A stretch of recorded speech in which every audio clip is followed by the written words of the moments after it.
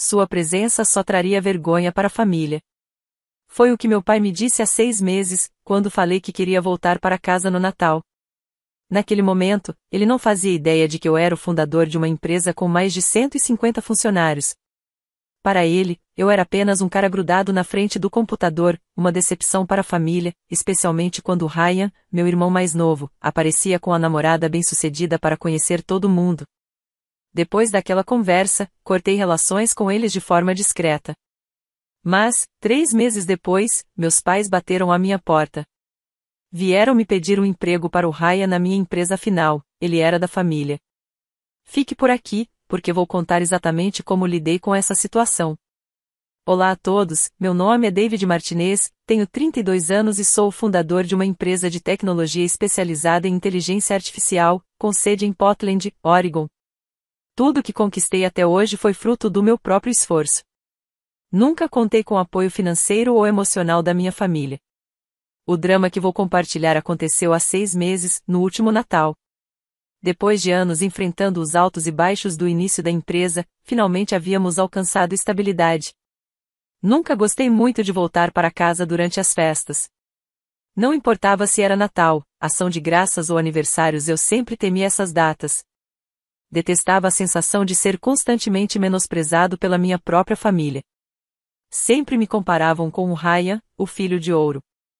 Ele é mais novo que eu e, desde pequenos, era o orgulho da casa. Atualmente, trabalha como gerente de vendas em uma empresa em Seattle, ganhando cerca de $80 mil por ano, um salário decente para alguém de 28 anos. E eu? Eu era visto como um nerd sem futuro, aquele cara da informática que nunca ia dar em nada. Mas, se eu deixasse de comparecer às reuniões de família, isso virava mais um motivo de crítica. Minha mãe soltava frases como: sua carreira já não está indo para frente, e agora você também está sendo insensível, ou porque você não pode ser mais como Ryan? Ele sempre se importa com a família. Eles não têm ideia de que aquela empresinha de computadores, que sempre desprezaram, está indo muito bem. Hoje, temos mais de 150 funcionários. Só no ano passado, faturamos mais de $2 milhões. E agora estou planejando abrir um segundo escritório em Seattle. Então, por que, mesmo com todo esse sucesso, eles nunca reconhecem o que eu conquistei? Sempre ignoravam quando eu tentava falar sobre meu trabalho. Às vezes, até me chamavam de sonhador ou diziam que eu estava inventando coisas. Depois de ouvir isso tantas vezes, simplesmente parei de tentar explicar. Lembro vividamente daquela tarde. Faltava uma semana para o Natal, e eu estava no meu escritório, revisando alguns documentos, quando o telefone tocou. Ao ver o nome do meu pai na tela, meu estômago revirou como sempre acontecia. Ligações da minha família raramente traziam boas notícias. Tentando soar positivo, atendi e disse: Oi, pai. Eu ia te ligar para perguntar sobre os planos de Natal deste ano. Ouvi um suspiro pesado do outro lado da linha. Em seguida, ele disse, hesitante: David, se possível, talvez seja melhor você não vir para casa este ano. Por um instante, achei que ele estivesse apenas querendo me poupar. Talvez pensasse que eu estava atolado de trabalho e não queria que eu me desgastasse viajando.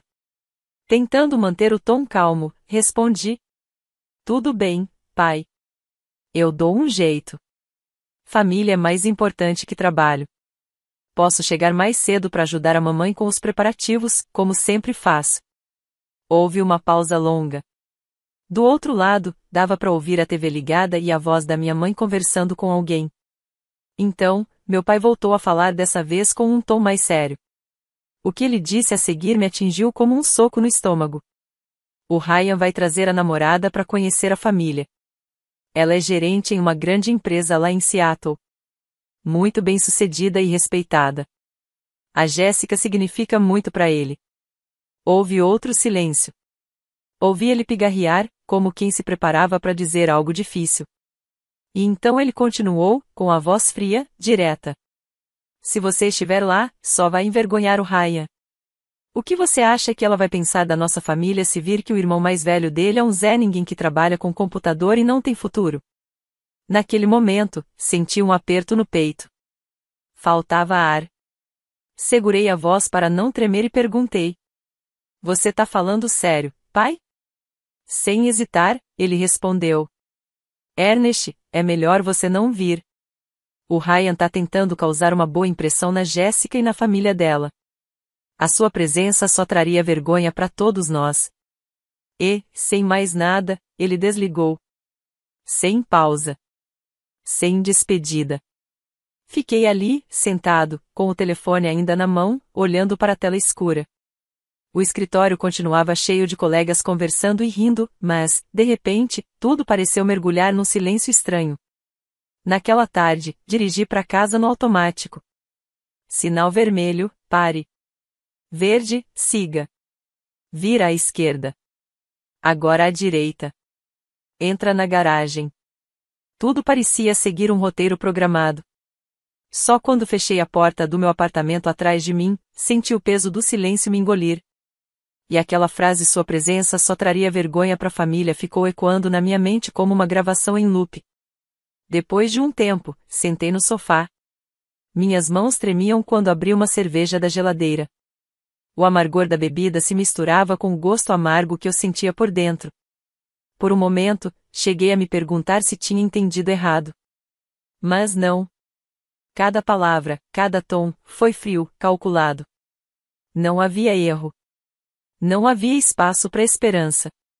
E então, como se alguém tivesse rebobinado um velho filme na minha cabeça, vieram à tona todas as vezes em que fui comparado ao Ryan.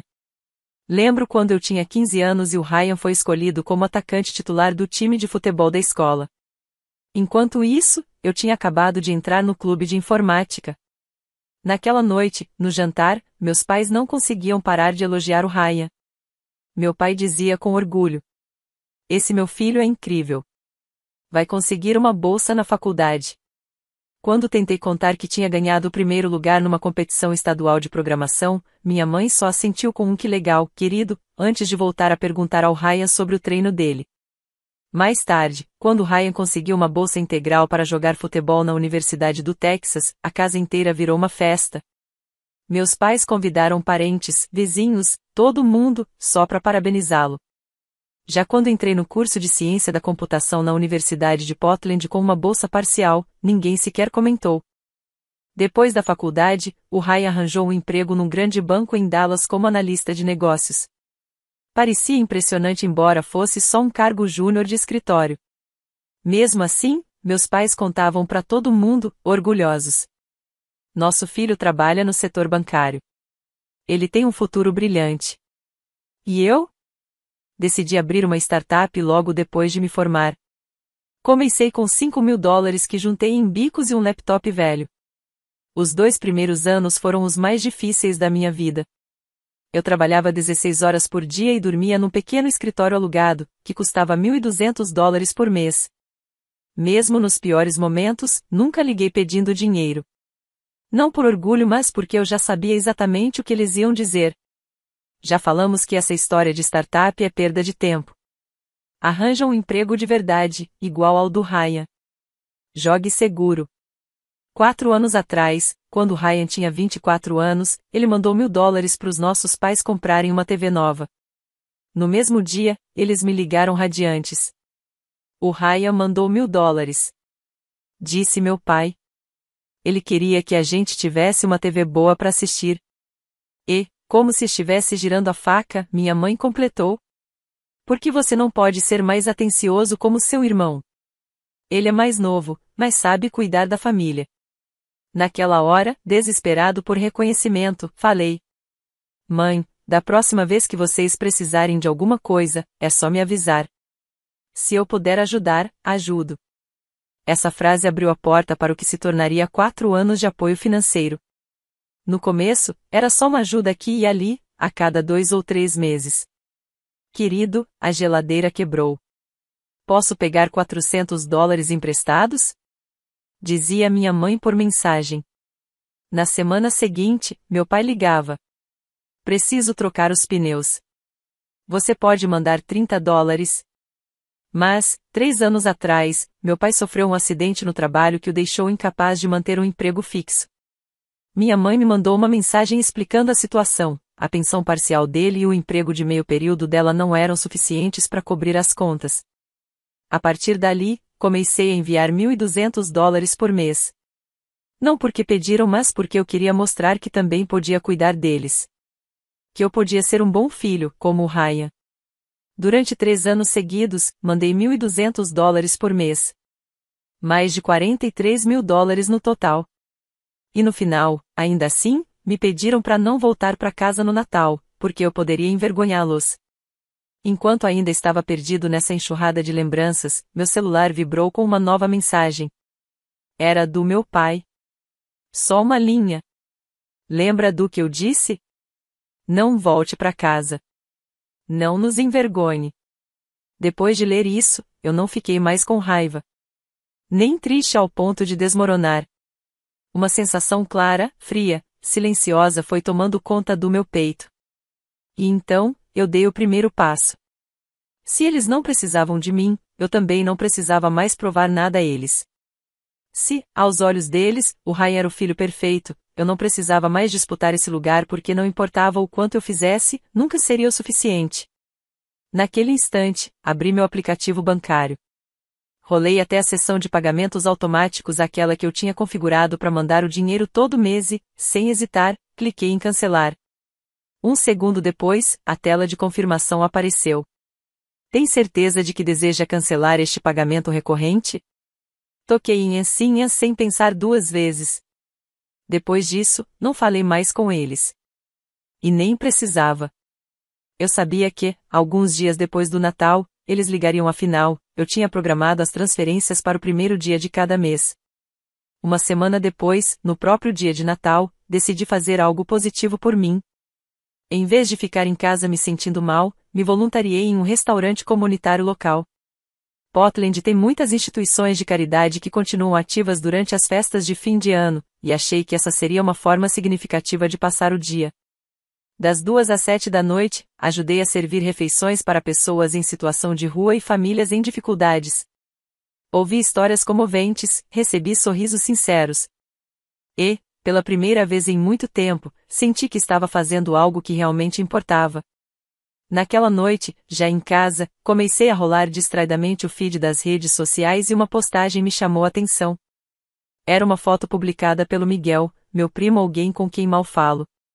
A família inteira aparecia sorrindo ao redor da mesa de jantar de Natal.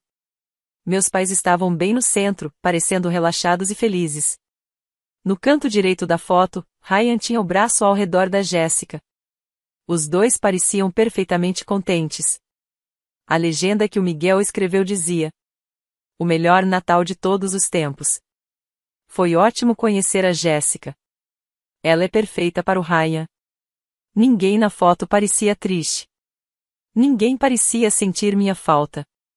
Nem um assento vazio na mesa. Meus pais estavam sorrindo. Ryan e Jéssica estavam radiantes. Tios e tias à vontade, como se nada tivesse acontecido. E então eu soube. Soube que tinha feito a escolha certa ao cortar o apoio financeiro. Se, para eles, eu era apenas um caixa eletrônico. Se a minha presença só servia para estragar o clima. Então parar com os dois o dinheiro e a tentativa de agradar foi a melhor coisa que eu poderia ter feito. Agora, eles poderiam ter seus encontros de família tranquilos, sem o incômodo do cara do computador sem futuro. E eu não precisava mais interpretar o papel do filho que nunca era bom o bastante. Alguns segundos depois, desliguei o celular, terminei minha xícara de chocolate quente, e, pela primeira vez em muitos anos, me senti em paz na noite de Natal. Cerca de uma semana depois do Natal, como eu tinha previsto, chegou a primeira mensagem da minha mãe. Usava aquele tom gentil de sempre. David, você pode verificar novamente? Já é dia 2 e ainda não recebi o dinheiro. Li a mensagem. Fiquei olhando para a tela por um tempo. E depois apenas larguei o celular. Não respondi. Não porque eu quisesse ser cruel ou dramático. Mas porque, afinal de contas, ela já tinha deixado claro. Sua presença só traria vergonha para a família. A primeira coisa que se lembraram de perguntar foi sobre dinheiro. Não você está bem? Nem mesmo onde passou o Natal este ano. No dia seguinte, meu pai me ligou 3 vezes seguidas. Não atendi nenhuma.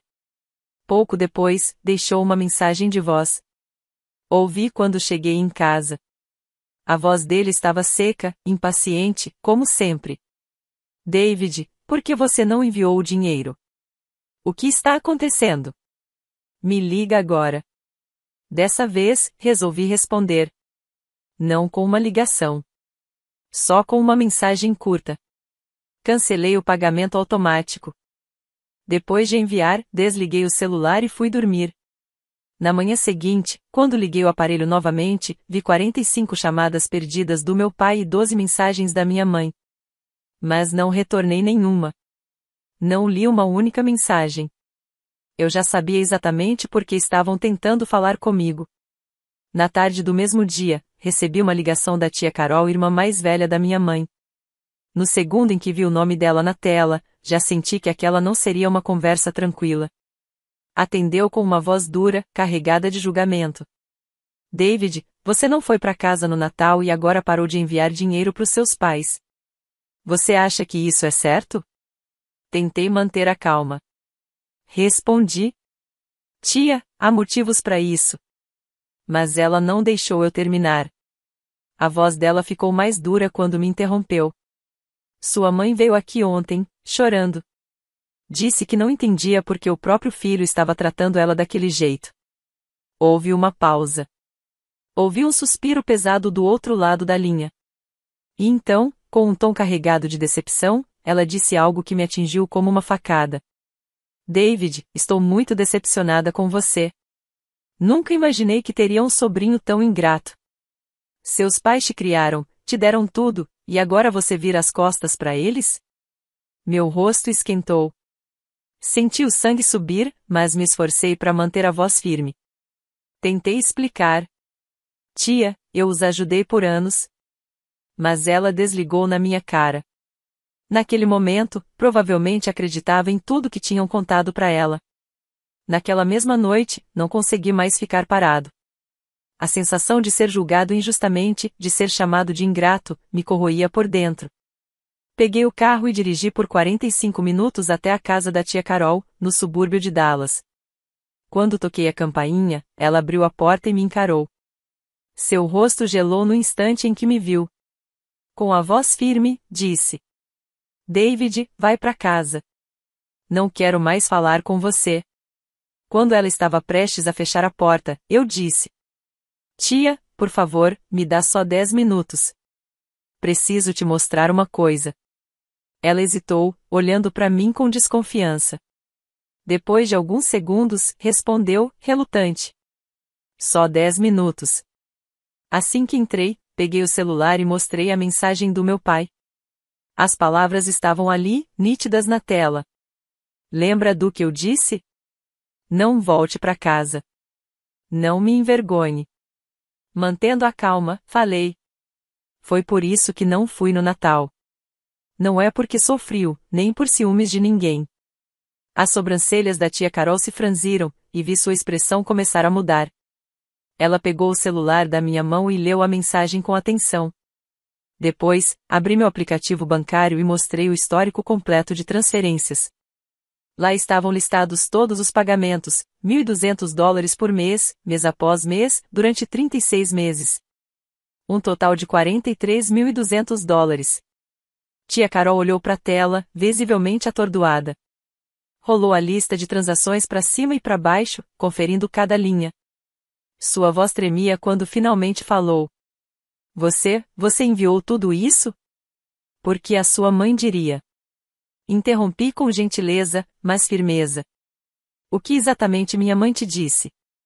Tia Carol afundou no sofá, visivelmente abalada, com um olhar perdido no rosto. Começou a explicar. Ela me contou que você tinha ciúmes do Ryan, porque ele está com uma namorada bem-sucedida. Disse que por isso você não voltava mais para casa. E também falou que você só mandava uns $200 por mês. Olhei para ela, tentando conter a dor na voz. $200, tia? Ela sentiu devagar, envergonhada, e continuou. Disse que, depois que o Ryan começou a namorar a Jéssica, você ficou com inveja, e parou até mesmo com aquela pequena quantia. A voz dela foi sumindo num sussurro. 30 minutos depois, após eu compartilhar tudo, cada detalhe, cada sacrifício, cada conversa não dita, tia Carol se levantou com um olhar novo, determinado. Com um tom sério, disse: David, eu te devo um pedido de desculpa sincero. Julguei você errado. Agora, por favor, me deixe tirar fotos de tudo isso. Perguntei. Pra quê? E ela, com a voz firme, respondeu: Vou enviar para o resto da família.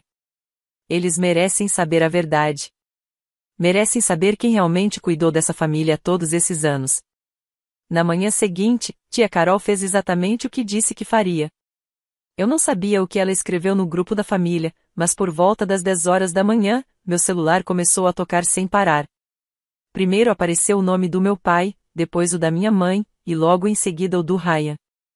Não atendi nenhuma das ligações. Por volta das 15 horas, tia Carol ligou. Dessa vez, eu atendi. Houve um breve silêncio do outro lado da linha. Então, sua voz soou clara, mas agora sem tensão. David, só estou ligando para te contar uma coisa. Fiquei quieto. Apenas esperei. Ela continuou, falando devagar. Todos, de ambos os lados da família, viram tudo. Ninguém mais está defendendo seus pais. As pessoas estão decepcionadas. Ouvi um suspiro pesado antes que ela acrescentasse. A partir de agora, a família vai manter certa distância deles. E quanto a você, acho que chegou a hora das pessoas saberem quem você é. Não pelas versões que seus pais contaram, mas pela verdade. Não respondi de imediato. Fiquei sentado em silêncio. Parte de mim ainda queria não ter que ouvir aquilo. A verdade é que, para eu finalmente ser visto como sou, outros tiveram que se afastar dos meus pais. Mas eu entendi. Às vezes, é preciso deixar certos laços morrerem para que a verdade tenha espaço. Pouco antes de desligar, tia Carol disse algo que eu nunca imaginei ouvir dela. Me desculpa, David. De verdade. 3 meses se passaram em paz absoluta. A empresa estava crescendo mais rápido do que eu esperava.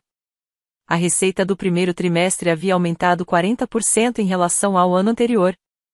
Inauguramos oficialmente nossa filial em Seattle, contratando 25 novos funcionários. Decidi supervisionar pessoalmente o processo de contratação, para garantir que manteríamos nossos padrões. Na época, Linda Harper, nossa diretora de RH, estava analisando centenas de candidaturas. Um dia, ela entrou no meu escritório com uma pilha de currículos cuidadosamente selecionados. Com seu tom sempre profissional, disse: David, reduzimos a lista para 10 candidatos fortes ao cargo de gerente de vendas em Seattle. Gostaria que você revisasse antes das entrevistas finais. Enquanto eu folheava os arquivos, um nome fez minha mão parar no meio do movimento: Ryan Martinez. Olhei para Linda, tentando manter um tom neutro. Esse candidato sabe que sou eu quem dirige a empresa? Linda, ainda calma, balançou a cabeça. Não. Ele se candidatou pelo site e foi selecionado pela equipe de recrutamento. Seguindo o procedimento padrão. Não divulgamos nomes da diretoria até a entrevista final. Assenti e fiquei em silêncio por um instante. Depois disse: Eu mesma vou conduzir essa entrevista. Linda pareceu surpresa, o que era compreensível. Eu quase nunca participava pessoalmente de entrevistas desse nível. Mesmo assim, ela assentiu e respondeu: Entendido. A entrevista foi marcada para terça-feira, às 14 horas, na sala de conferência principal. Eu estava lá com Linda e Jake, líder da equipe da nova unidade de Seattle. Exatamente às 14 horas, Ryan entrou na sala usando um terno azul marinho. Ele parecia confiante e profissional, sorrindo enquanto apertava a mão de Linda e Jake. Esperei ele se sentar na cadeira da entrevista e então entrei. No momento em que nossos olhos se encontraram, o sorriso no rosto de Ryan desapareceu. Mantendo o tom formal, Linda disse: Ryan, permita-me apresentar o fundador e CEO da Techoflow Solutions, David Martinez. Ryan ficou paralisado, como uma estátua. Seu rosto empalideceu. Os lábios se separaram, mas nenhuma palavra saiu.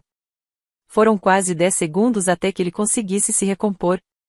Com a voz trêmula, gaguejou. David, eu não fazia ideia de que você era o fundador da Techoflow Solutions. Ignorando a reação dele, falei com profissionalismo. Olá, Ryan. Vamos começar a entrevista. O que se seguiu foram 45 minutos de puro constrangimento. Ryan gaguejou diante de perguntas básicas. Quando Linda perguntou sobre métricas de vendas e KPIs, ele não conseguiu fornecer um único número concreto. Quando Jake perguntou sobre sistemas de gestão de clientes e estratégias de retenção, ele deu respostas rasas e genéricas. Ficou evidente que ele havia inflado sua experiência no currículo. Ele se apresentava como gerente sênior de vendas, mas, na realidade, havia ocupado apenas um cargo júnior. Mesmo os números de desempenho listados não batiam com o que ele descreveu verbalmente durante a entrevista. No fim, fiz a pergunta que eu sabia que precisava ser feita. Ryan, de acordo com a política da nossa empresa, temos diretrizes rigorosas sobre conflitos de interesse na contratação de familiares. Você entende o que isso significa? Ryan engoliu em seco. O suor já manchava sua camisa. Eu entendo, respondeu ele, tenso. No meu tom profissional de sempre, expliquei. Isso significa que o nível de exigência é mais alto, não mais baixo. Devemos manter total imparcialidade no processo. Depois acrescentei. Você tem alguma pergunta? Ryan apenas balançou a cabeça, sem dizer nada. Linda finalizou a entrevista formalmente. Obrigada pelo seu tempo, Ryan. Entraremos em contato em até uma semana. Assim que ele saiu da sala, nós três ficamos para fazer a avaliação. Jake foi o primeiro a falar, direto como sempre. Sinceramente, ele não está qualificado para o cargo. Seu conhecimento técnico é fraco e sua experiência não atende às exigências da posição. Linda concordou com um leve aceno. Exatamente isso. Fiquei em silêncio por alguns segundos antes de dar a palavra final. A decisão é clara. Vamos rejeitar essa candidatura. Seguindo o protocolo da empresa, Linda respondeu de imediato. Enviarei o e-mail de notificação oficial. 2 dias depois, Ryan recebeu um e-mail padrão de rejeição. Dizia: agradecemos seu interesse na Techoflow Solutions. Após análise criteriosa, decidimos seguir com outros candidatos cujas qualificações atendem melhor às necessidades da vaga. Eu sabia que as repercussões não parariam por aí. E de fato, naquela mesma noite, enquanto eu assistia Netflix em casa, meu celular começou a vibrar sem parar. Chamadas perdidas do meu pai, da minha mãe e do Ryan. Não atendi nenhuma. Na manhã seguinte, uma enxurrada de mensagens da minha mãe. David, como você pode fazer isso com o Ryan? Ele é seu irmão. Do seu pai, é bom você se explicar. Como pode ser tão insensível com a própria família? De Ryan. David, eu precisava daquele emprego. Por favor, te imploro, reconsidere. Li todas. Depois, apaguei todas. Sem resposta. Mas eles não pararam. Mais tarde, naquela mesma tarde, eu estava em uma reunião de liderança discutindo estratégias para o segundo trimestre, quando Linda bateu na porta, parecendo um pouco preocupada. David disse: ela acabei de receber uma ligação de alguém que se identificou como seu pai. Ele quer te encontrar para falar sobre a inscrição do Ryan. Respondi na hora. Linda, por favor, diga a ele que todas as decisões de contratação na Techoflow Solutions são baseadas exclusivamente em qualificações e nos procedimentos internos da empresa. Não discutimos essas decisões com ninguém de fora da organização, nem mesmo com familiares dos candidatos. Linda assentiu e fez exatamente o que eu pedi. Naquela noite, enviei uma última mensagem. Um texto em grupo para os três. As decisões de contratação são baseadas em critérios profissionais, não em laços familiares. Ryan não atendia aos requisitos da vaga. Esta decisão é final. Em seguida, bloqueei todos os números. Mas eu sabia que aquilo não seria o fim. E eu estava certo. Naquela sexta-feira, depois de um dia exaustivo no trabalho, cheguei em casa e lá estavam eles. Meus pais. Parados do lado de fora da minha porta. E eu soube, no momento em que os vi, que não se tratava de uma visita casual. Abri a porta, e os convidei para entrar. Não porque eu quisesse, mas porque não queria ter aquela conversa em público, onde os vizinhos pudessem ouvir. Sentamos na sala de estar. Os copos de água que servi ficaram intocados. Meu pai foi o primeiro a falar, tentando manter a compostura. David, precisamos conversar sobre o Ryan. Antes que ele pudesse continuar, minha mãe o interrompeu, com a voz levemente trêmula. O Ryan está sofrendo, agora. Fiquei em silêncio. Só escutando, esperando ver onde aquilo ia dar. Mas no fundo, eu já imaginava. Como eu previa, o tom do meu pai mudou. Ele se inclinou para frente e disse, com mais firmeza: Você precisa dar ao Ryan uma vaga na sua empresa. A família ajuda uns aos outros. Logo depois, minha mãe falou, em um tom suave como se estivesse sendo perfeitamente razoável. O Ryan é capaz. Dê uma chance a ele, e ele vai provar isso. Olhei para aquelas duas pessoas à minha frente, os mesmos que um dia me disseram que eu envergonharia a família se aparecesse no Natal. Agora estavam sentados no apartamento que comprei com meu próprio dinheiro, pedindo para eu quebrar a política da empresa, em nome da família. Mantendo a calma, respondi. O Ryan foi entrevistado como qualquer outro candidato. E o resultado foi que ele não atendia às qualificações para o cargo. Na hora, meu pai explodiu. Qualificações? Ele é seu irmão. Você comanda essa maldita empresa. Pode contratar quem quiser. Foi nesse momento que percebi, eles não faziam ideia de como um negócio de verdade funciona. Achavam que estar no comando era sinônimo de fazer o que bem se entende. Com paciência, expliquei. Eu tenho responsabilidade sobre mais de 150 funcionários e também sobre nossos acionistas. Não posso contratar alguém despreparado só porque é da família. Meu pai elevou ainda mais a voz. É a sua empresa. Você pode fazer o que quiser. Balancei a cabeça. Não é assim. Temos um conselho administrativo. Temos investidores. Existem processos e políticas rigorosas e por um bom motivo. Minha mãe então tentou um último apelo. Só desta vez, quebre as regras. Pela família. Depois da minha resposta, meu pai se levantou. Não gritou, como eu esperava. Ao contrário, falou baixo, com um tom ameaçador. David, se você não consertar isso, nós vamos. Nesse momento, o tom da minha mãe também mudou. Sua voz ficou fria. Você acha que pode simplesmente esquecer sua família agora que ficou bem-sucedido? Esqueceu tudo que seu pai e eu sacrificamos por você? Pude sentir a conversa descambar para um terreno já conhecido. Culpa. Manipulação emocional. Respondi com firmeza. Eu não esqueci de nada. Mas negócios são negócios. Tratei o Ryan como trato qualquer outro candidato. Depois disso, meu pai perdeu totalmente o controle. Gritou, diretamente para mim. Se você não der esse emprego ao Ryan, vamos até o seu escritório. Vamos contar para os seus funcionários quem você realmente é. No momento em que ouvi essa ameaça, me levantei. Não por raiva, mas porque percebi que a conversa tinha cruzado todos os limites. Fui até meu quarto, peguei o celular e disquei 911. Quando o atendente respondeu, falei com total calma.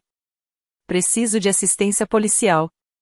2 pessoas se recusaram a sair da minha propriedade, mesmo depois de terem sido solicitadas várias vezes. Passei meu endereço ao atendente.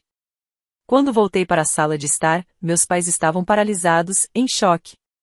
Minha mãe, incrédula, perguntou: Você chamou a polícia, para os seus próprios pais? Assenti em silêncio.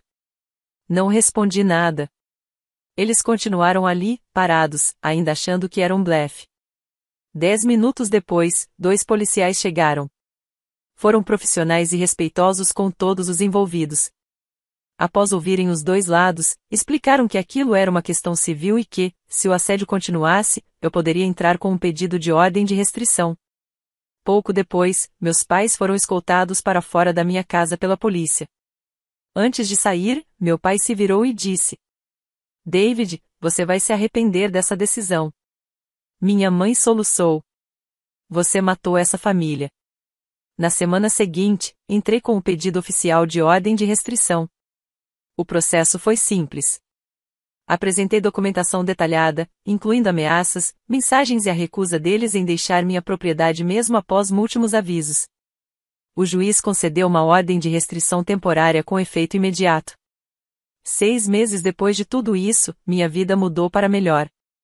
A empresa cresceu além do que eu esperava. Agora somos 180 funcionários. Nossa filial em Seattle está indo muito bem, e estamos avaliando seriamente a expansão para a Califórnia. Mas, mais importante que os números, é o ambiente que construímos, um lugar baseado em mérito, respeito mútuo e apoio verdadeiro. Celebramos conquistas juntos e nos apoiamos nos momentos difíceis. Quanto ao Ryan, depois daquela experiência, ele conseguiu um emprego em uma empresa menor, em Austin. E meus pais? Sinceramente, não sei o que estão fazendo agora. A ordem de restrição ainda está em vigor. Eles não podem entrar em contato comigo diretamente nem se aproximar da minha casa ou do meu local de trabalho. Não me sinto culpado por isso. 2 meses atrás, algo novo começou na minha vida, comecei a namorar. Sarah, uma designer gráfica que conheci em um projeto da empresa, entende a minha jornada. Ela não julga meu passado nem as complexidades da minha família. Ela valoriza quem eu me tornei. E há apenas um mês, lancei um programa de voluntariado voltado para jovens empreendedores que, como eu, vêm de famílias emocionalmente desafiadoras. Compartilho minha história e ofereço orientação a quem enfrenta dilemas parecidos. Com tudo isso, aprendi algo fundamental. Família não é desculpa para aceitar abusos. Amor verdadeiro não impõe condições nem exige sacrifícios que custem a sua paz. E, às vezes, a maneira mais poderosa de se respeitar é saber a hora de se afastar. Eu não abandonei minha família. Eu defini limites para proteger minha saúde mental e os valores que construí. E antes de encerrar esta história, quero te fazer uma pergunta. Você acha que eu estava errado em pedir uma ordem de restrição contra meus pais? Estava errado em recusar a contratação do meu irmão, apesar da pressão familiar? Compartilhe suas ideias nos comentários. Quero ouvir especialmente de quem já enfrentou situações parecidas. Se essa história tocou você, não se esqueça de se inscrever para mais reflexões sobre dinâmica familiar, crescimento pessoal e a coragem de estabelecer limites saudáveis. Desejo paz para você, hoje.